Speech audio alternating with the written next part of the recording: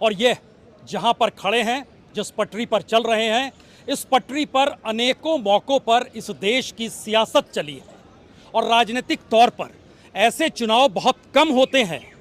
जब इस देश की सत्ता बदलती हुई देखी जाए और राजनीतिक तौर पर कांग्रेस इस देश की राजनीति के बीच में आकर खड़ी हो जाए। भारत की राजनीति में ऐसे मौके इससे पहले कभी नहीं आए होंगे कि कांग्रेस सबसे कमजोर और एक झटके में कांग्रेस के राजनीतिक परिवर्तन या कहें ट्रांसफॉर्मेशन जो राहुल गांधी ने करके दिखला दिया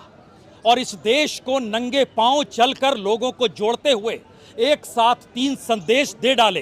कि भारत की राजनीति को बदलना है तो इस देश की जड़ों को पहचानना होगा। राजनीतिक तौर पर कांग्रेस इससे पहले कभी भी जातीय समीकरण या सोशल इंजीनियरिंग के आश्रय नहीं चलती थी, लेकिन राजनीति का मुकद्दर देखिए। एक ऐसे वक्त में एक सबसे मजबूत सरकार जो सोच रही थी तीसरी बार फिर आ जाएंगे, जो सोच रही थी कि राजनीतिक तौर पर उसने जो भी किया सही किया,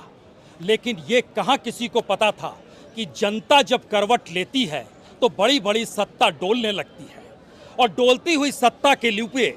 एक ही दौर में राहुल गांधी की मौजूदगी, राहुल गांधी की पदयात्रा, राहुल गांधी की न्याय यात्रा,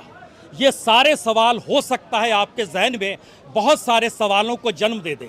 लेकिन हमें लगता है कि आज जिस तस्वीर को हम आपके साथ जोड़ना चाहते हैं वो भारत की राजनीति के बदलते हुए